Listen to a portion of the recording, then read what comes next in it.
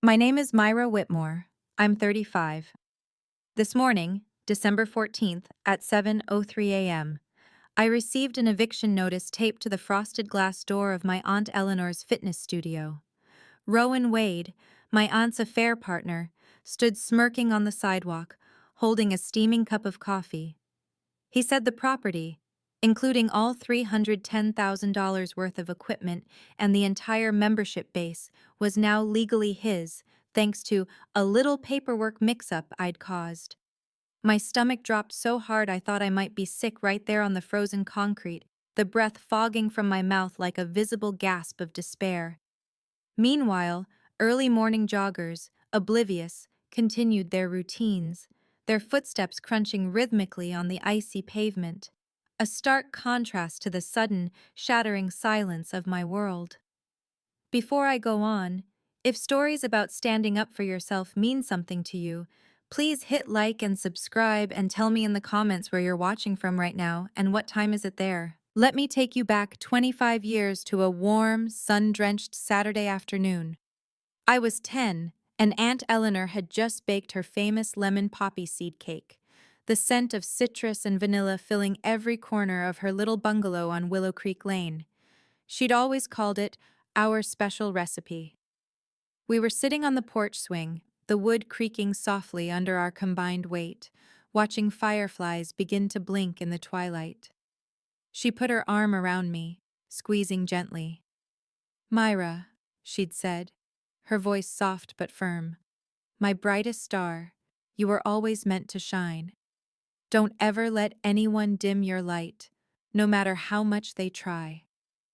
I remember the warmth of her hand on my shoulder, the way her jasmine perfume mingled with the cake's sweetness, a memory so vivid I could almost taste it.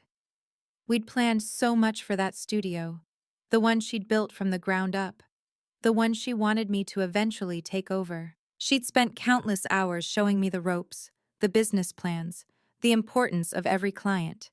It wasn't just a business to her, it was a community, a place of empowerment.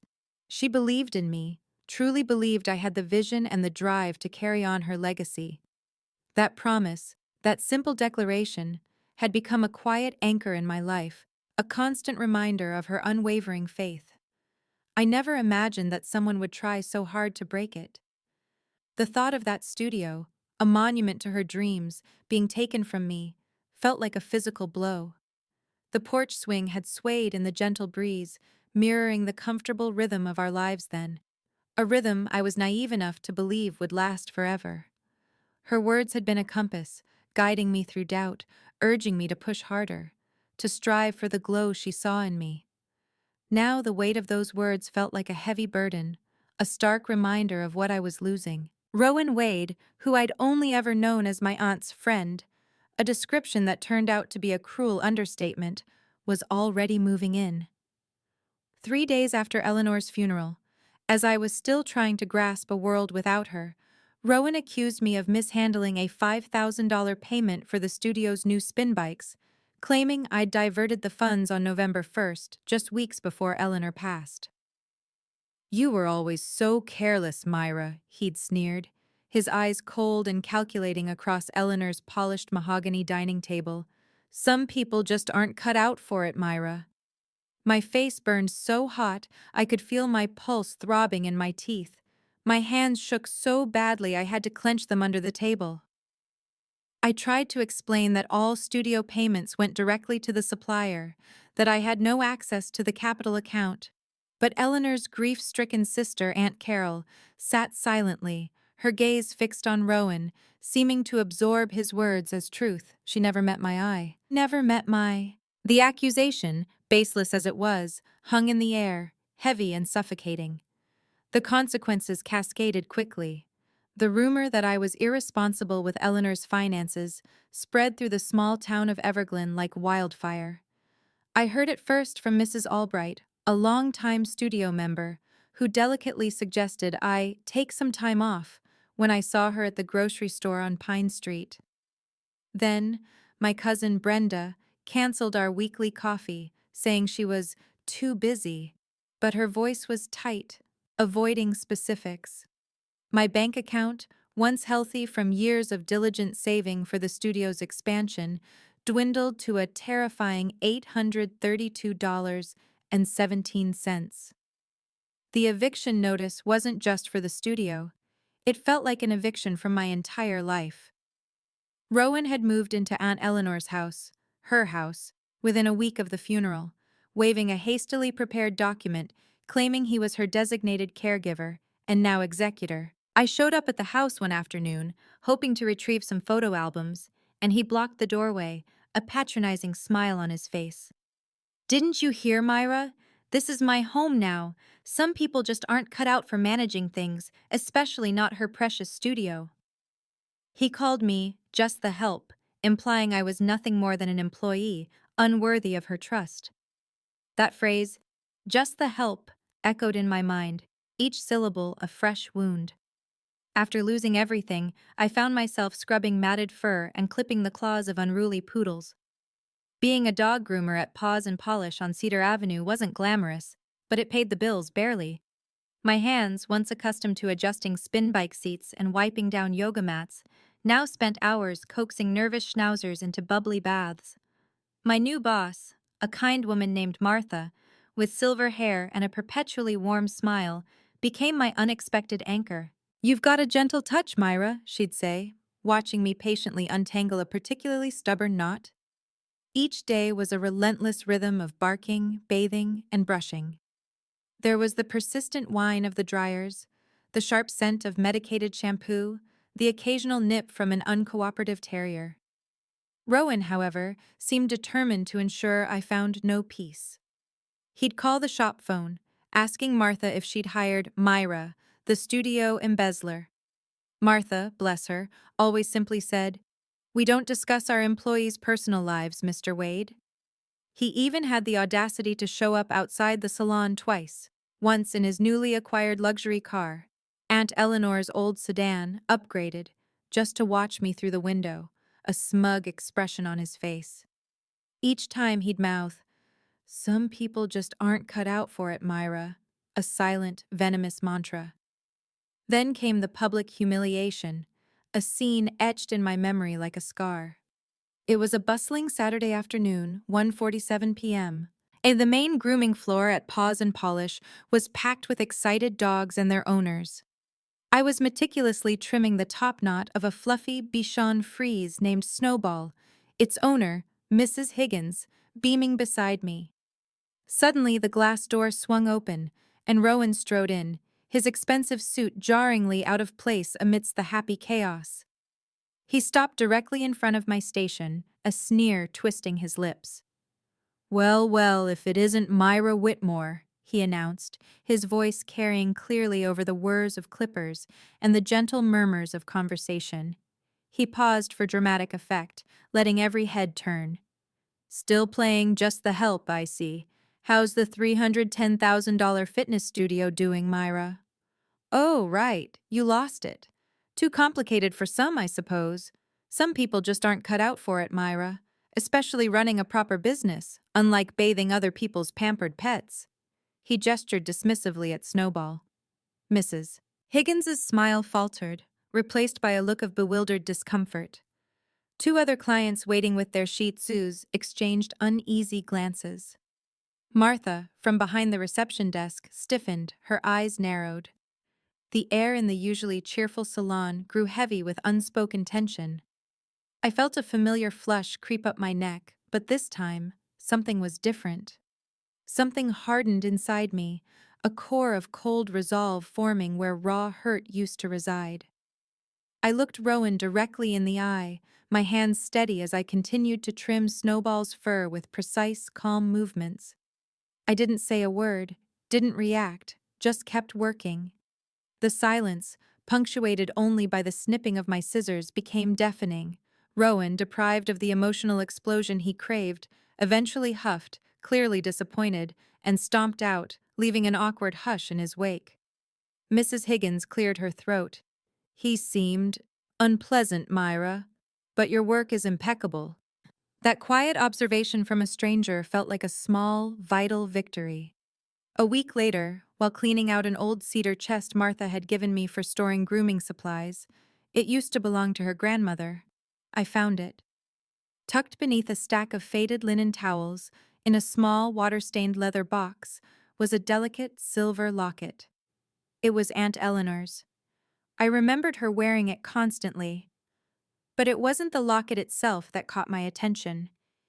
Inside, carefully folded and slightly brittle with age, was a tiny, handwritten note. Myra, if you ever find this, know I was thinking of you. Check the old ledger. R.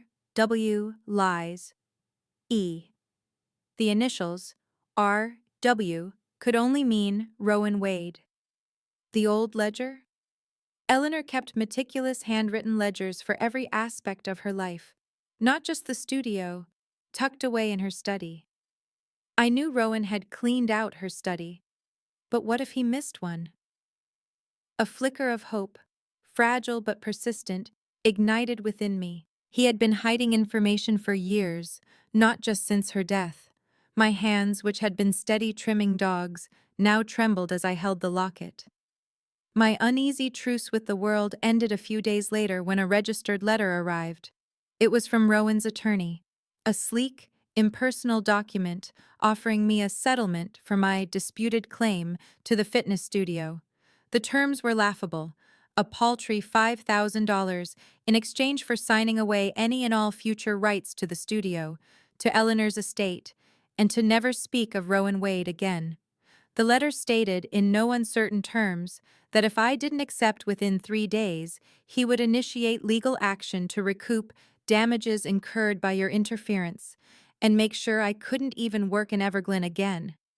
It was a veiled threat, a stark revelation of his true intent. Not just the studio, but my complete eradication. He was going to sell the studio property and the attached parcel of land Eleanor had owned for years to a big chain developer. His plan was bigger, more ruthless than I'd imagined. The email I found, accidentally left open on an old laptop Aunt Eleanor had given me, confirmed it. Close the Everglyn deal by March 1st, it read. Before Myra Whitmore becomes a problem. She's just the help, she won't put up a fight. But the longer she's around, the more chance she finds something. He signed it. R.W. He was using a false deadline to pressure me into signing away my birthright, the very thing Aunt Eleanor had intended for me. The choice was clear: fight or lose everything forever. The unexpected opportunity arrived, disguised as a polite, official-looking letter from the firm of Sterling and Associates, attorneys at law. It requested my presence for a final review of Ms. Eleanor Whitmore's last wishes. Rowan, true to form, had intercepted several identical letters addressed to me. Martha, however, whose sister worked at the post office on Elm Street, had managed to discreetly retrieve this one. She handed it to me with a knowing look. Seems like someone's trying to keep you from important mail, Myra. The meeting was scheduled for the following Tuesday, January 9th, at 10 a.m. at their offices on Northwest 23rd Avenue. A knot of anxiety tightened in my stomach. Rowan would be furious if he knew. He'd probably try something else, some new lie, some fresh obstruction. But for the first time in months, I felt a surge of defiant courage. I was going, threats or no threats. This wasn't just about me anymore. This was for Eleanor, for her memory, and for that little girl she called her brightest star. The office of Sterling and Associates was hushed, refined, and smelled faintly of old leather and new money. Mr. Harrison Sterling, a man with shrewd but kind eyes and a neatly trimmed silver beard, sat across from me. He didn't offer platitudes. Instead, he looked at me with an understanding that felt like a balm. Your Aunt Eleanor, he began, his voice calm, was a remarkable woman. She asked me to wait for the right time, Myra. She knew Rowan Wade was a difficult individual. She knew he would try to take advantage. He then slid a heavy engraved safe deposit box key across the polished desk. This belongs to you. She foresaw much of this. He explained that Eleanor had been planning for this contingency for years, ever since Rowan first started subtly pressuring her about her assets. My hands were shaking, not from fear, but from a profound, overwhelming shock. Eleanor had known. She hadn't left me unprotected. I felt a rush of emotion, tears stinging my eyes, but I swallowed them back, too stunned to fully process the magnitude of her foresight. Mr. Sterling nodded, as if reading my thoughts. Go somewhere private, Myra. Read what she left you. I drove straight to Eleanor's old bungalow, the one Rowan now occupied, but parked a block away, unable to bring myself to enter. Instead, I went to a quiet, forgotten corner of Willow Creek Park, near the ancient oak where Eleanor and I used to have picnics. The winter sun was pale, but it cast long shadows on the dormant grass. My fingers fumbled with the key, finally opening the small, heavy safe deposit box. Inside, nestled amongst tissue paper, was a thick envelope, addressed to me in Eleanor's familiar, elegant script. I pulled out the letter, my heart pounding in my chest, and began to read. Dear Myra, if you're reading this, then I'm gone, and Rowan is already doing what I knew he would do. I'm sorry I couldn't stop this while I was alive, my brightest star. I tried, but Rowan doesn't hear reason. He only hears documents and the rustle of money. I knew he would try to pressure you with some fabricated crisis to take the studio, claiming it was for your own good or the studio's. Do you remember our Saturdays on the porch swing? I told you. My brightest star, you were always meant to shine. I meant it then, and I mean it now. Your light will not be dimmed by his greed. The original trust and the deed for the studio, including the adjacent land parcel at 14 Hawthorne Street, are with my attorney, Mr. Harrison Sterling. His office is at 2200 Northwest 23rd Avenue. The copies I've left you here are incomplete. Not enough to prove anything on their own, but enough for you to know I'm telling the truth about what's coming. Inside this box, you'll find legal proof of your sole ownership of the fitness studio and the land parcel, transferred to you 8 years ago. Bank statements from the Everglade Community Wellness Fund showing Rowan's unauthorized transfers totaling $47,000 over the last 2 years. Witness statements I collected from former employees confirming Rowan's coercion attempts. An original signed letter from Rowan himself, admitting he created the fake urgency regarding the studio's permits to force my hand, dated March 14th, 2 years ago. Don't show this to anyone yet, not Aunt Carol, not even Martha. Wait until the right time. Mr. Sterling will know what to do, and he will tell you when. You are not just the help, Myra. You are my legacy. You are strength, always have been. All my love, your Aunt Eleanor. I read it twice, then a third time, each word sinking deeper into my bones. The crisp winter air felt suddenly warmer, or perhaps it was just the fire now burning within me. My hands, once trembling with anxiety, now held the papers with a fierce, quiet certainty. I saw the dates, the signatures, the indisputable figures. $47,000. 8 years of planning. The scale of Eleanor's foresight, her quiet strength, brought fresh tears to my eyes, but these were tears of gratitude and awe, not despair. She had known. She had protected me, even from beyond the grave.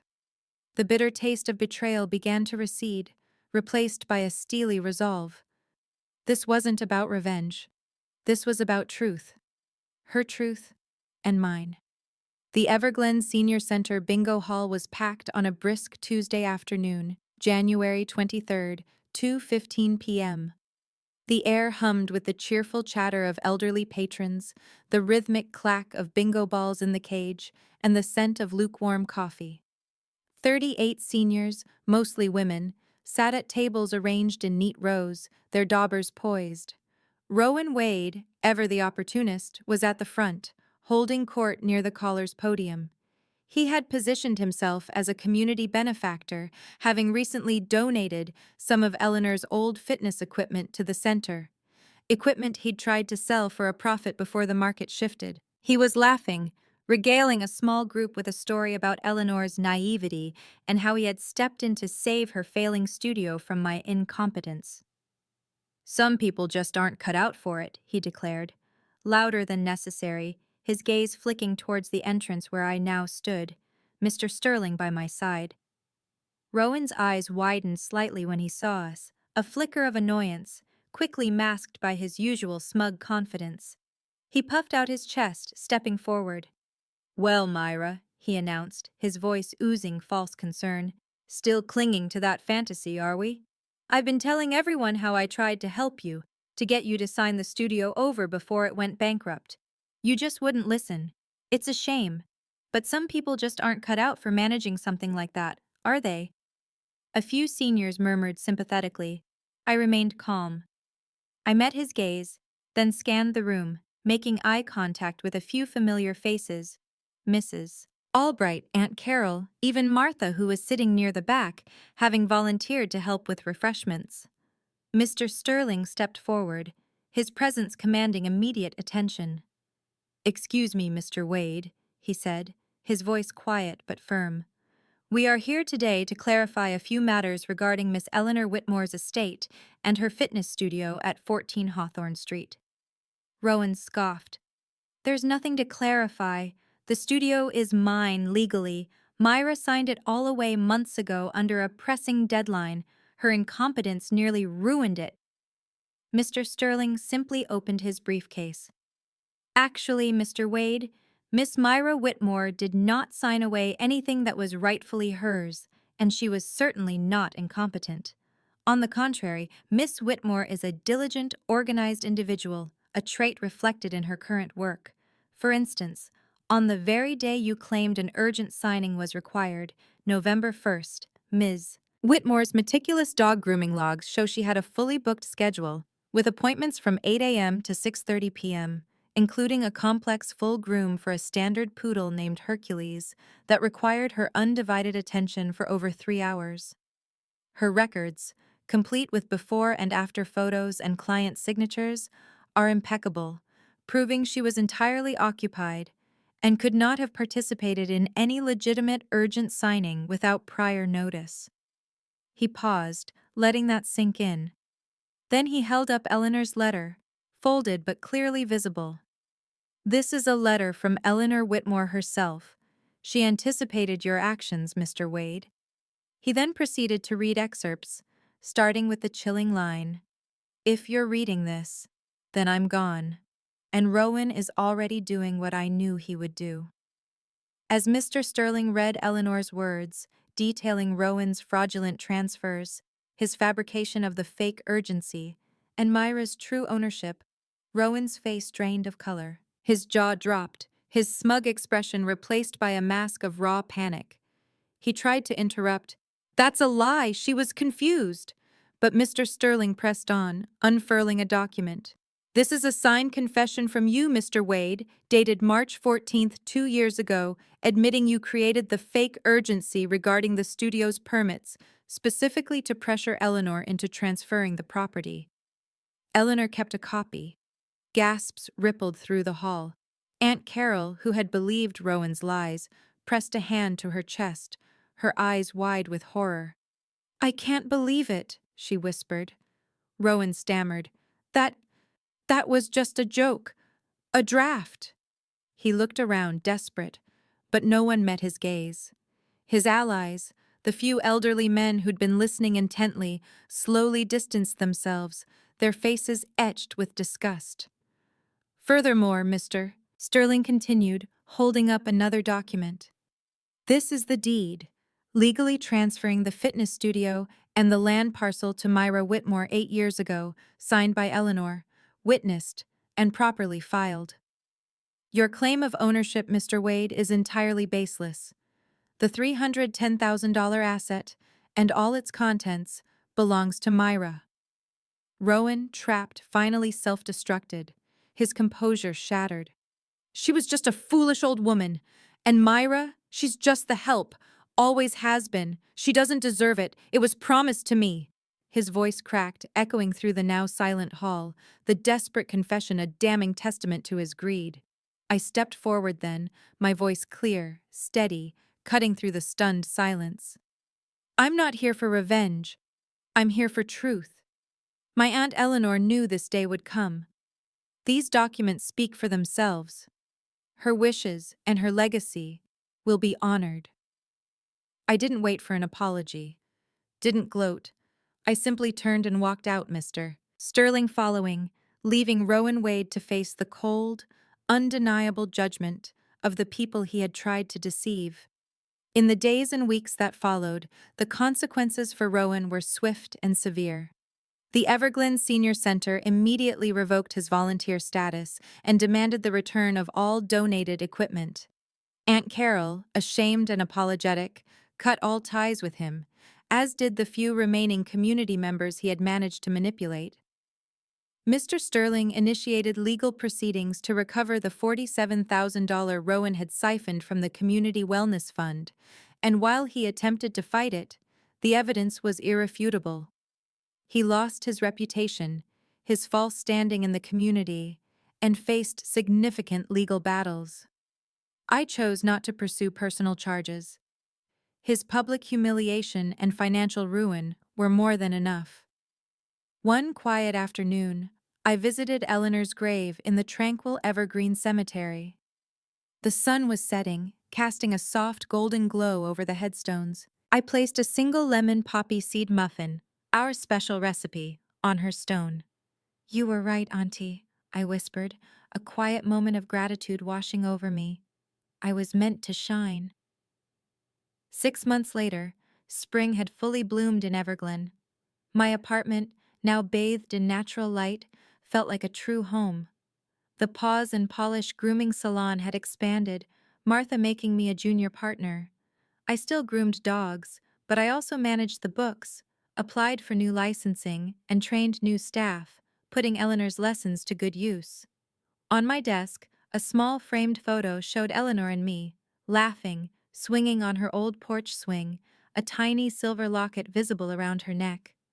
I'd renamed the studio, now fully restored and thriving, Eleanor's Bright Star Fitness, and had started a scholarship fund for aspiring young entrepreneurs in her honor. It was concrete, real change, built on truth and quiet resilience. If you're watching this, remember that silence isn't peace. Silence is often the price you pay for someone else's comfort or their deceit. Sometimes, the most powerful thing you can do is simply stand in your truth, armed with patience and the unwavering knowledge that light always exposes darkness. It's late afternoon now, the sun casting long, warm shadows through my living room window.